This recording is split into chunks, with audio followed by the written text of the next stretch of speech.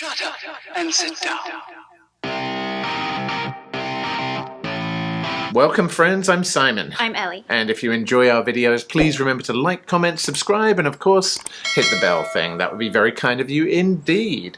And as usual tonight, we're checking out new trailers and filming our silly reactions. And I'm the one to be surprised by whatever you've selected. So what do you have for me? So tonight we have a trailer for a movie that we have reacted to before, but it was more of a teaser trailer. It's one of the many movies that got hugely delayed due to COVID. Ever heard of it? And this one is due to come out October 22nd on HBO Max and in theaters simultaneously, a move that we are very happy about because everyone gets to make a safe choice. Interesting. Well, in that case, we're going to go ahead right now, check out the trailer. If you want to see what we think about it, then hang around until the end. But for now, let's go. Let's go. Ah. Our planet Arrakis is so beautiful when the sun is low. Oh my Rolling goodness. over the sands, you can see spice in the air. The outsiders ravage our lands in front of our eyes. Yes.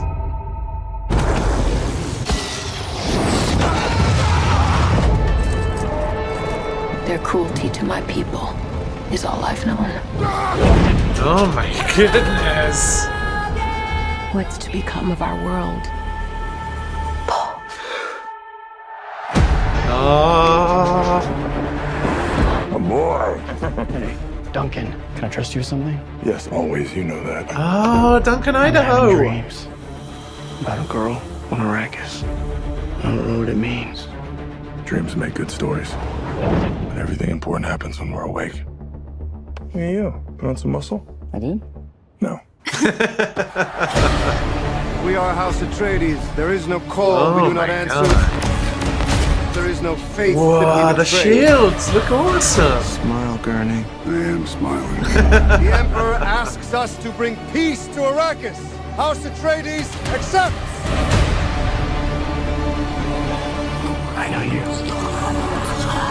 There's something awakening in my mind. You need to face your fears. Come with me. You need to be ready. Wow. You've never met Harkonnens before. They're not human, they're brutal.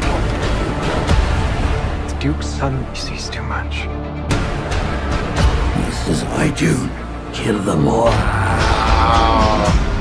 Oh my God, the Baron looks incredible. Get everything with guns off the ground. Go! This is an extermination. They're picking my family off one by one. Let's fight like demons.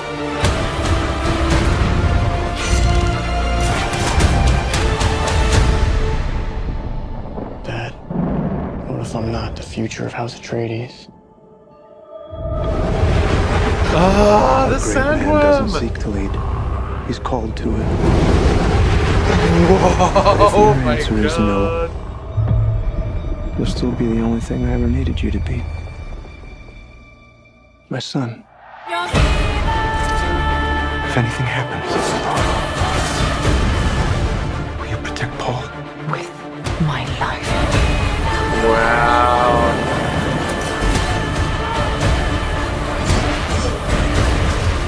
Only together can we stand a chance.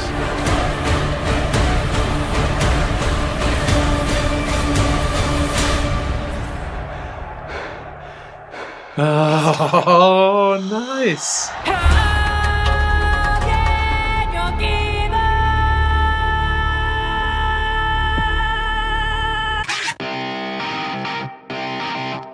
So we have just seen the newest trailer for the Dune movie. Now, as a preface, I have watched the original Dune movie 2 or 3 times.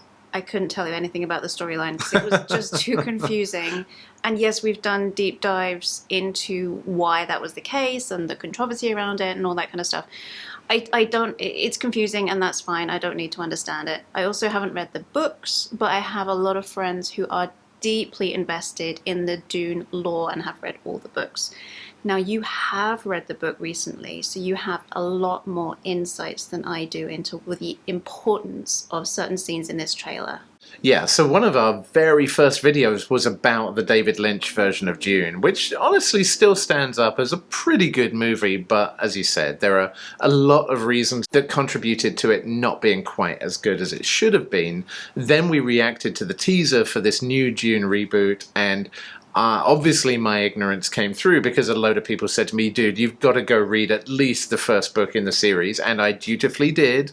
I got it for Christmas, I read the book, and I loved it. The first book I thought was amazing, and there was so much in this trailer that actually spoke to the book rather than the original David Lynch version that really just gave me hope that, like with this, they're going to have 2 really long movies to tell the same story that David Lynch tried to pack into a shorter movie. So for a start, they've got a lot more real estate to build on. But the way that they're approaching this, I think, is so smart that they've got a star-studded cast. I mean, come on, you've got Poe Dameron and Thanos and Drax, and oh my god, just so many awesome actors in this.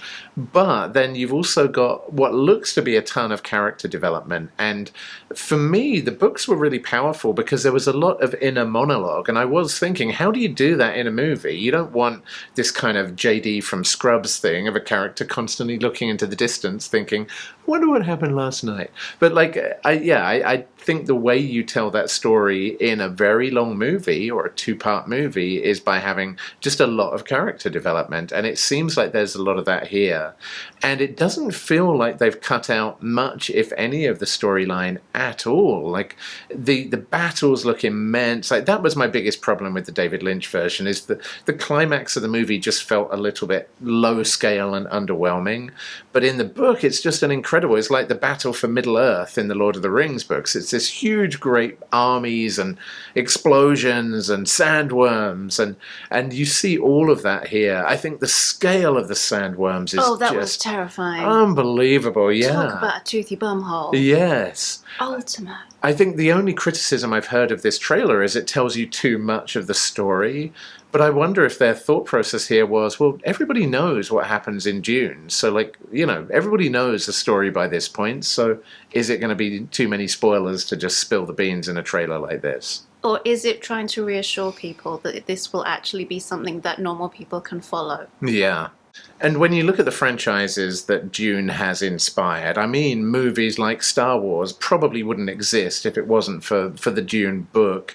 This, to me, could be a great legacy. It has so much promise. So, I'm really, really fascinated to see how this one comes out and just excited to see it. I did have one question, something that I'm still not sure about. It's pretty basic, but this might be a spoiler. So if it's a spoiler, don't answer it. Okay.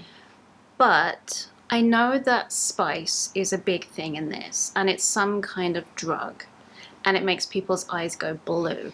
I was wondering if you could explain spice and why it was why they put so much weight on Timothée Chalamet's character when he turns around and his eyes are blue because he's had the spice. Could you explain why that was an important... Yeah, so you're right, yeah. So the spice is a super valuable substance. It's also a drug, like a hallucinatory drug, so there's that angle to it as well. But like really, this is the story of these very rich, very established houses and corporations fighting over the rights to mine this spice on the planet Arrakis. But you have this indigenous people who live there, who are these desert dwellers, who are the ones in the still suits where they're trying to recycle all of their water to survive in the desert heat. And, you know, it's them and their revolution against their overlords. So the fact that Paul's eyes turn blue is kind of symbolic of him spending so much time in the desert with these indigenous people and basically being elected as their leader and becoming this sort of tribal feudal ruler to go fight back against the oppressors. So, and who have wronged his family. There's a lot of kind of personal vengeance, but also freedom fighting there as well. So it's really just a symbol. And in the book, at least, he spends years and years in the desert, which is why his eyes get that blue tint. And he definitely becomes a little bit mad. So I won't say too much that will be spoilers there. But yeah, it's very symbolic about him becoming one of those freedom fighters in the desert. And I have to say, I really like sci-fi and other similar franchises when they really go hard into societal structures and politics. I know it gets a lot of criticism. Some of the Star Wars movies leaned a bit too heavily into the politics, but that's because nerds like me really like that kind of learning about alternative infrastructures and politics and societies and things like that. And with something this epic, it really does feel like the filmmakers for the new Dune have really gone to great efforts to accurately reflect that, to show the complexities of the world that was created in the books, and to bring that to the screen. Yeah, absolutely. And it really does deal with a lot of those kind of societal type issues and challenges and structures, but also religion as well. It deals with religion in a really interesting way in that it portrays a religious group of sisters called the Bene Gesserit who actually travel the universe, but they tell these religious stories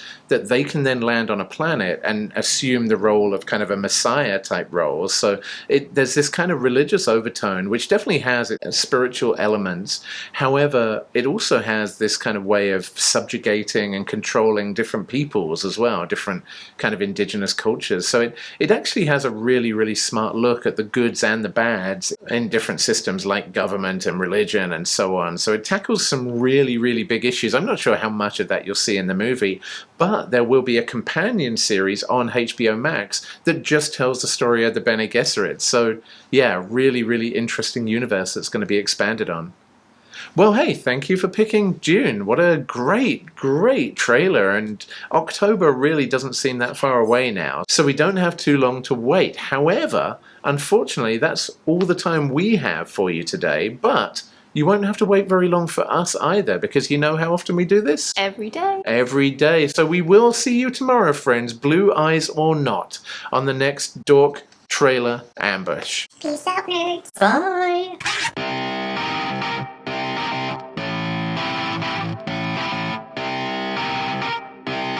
Shut up and sit down.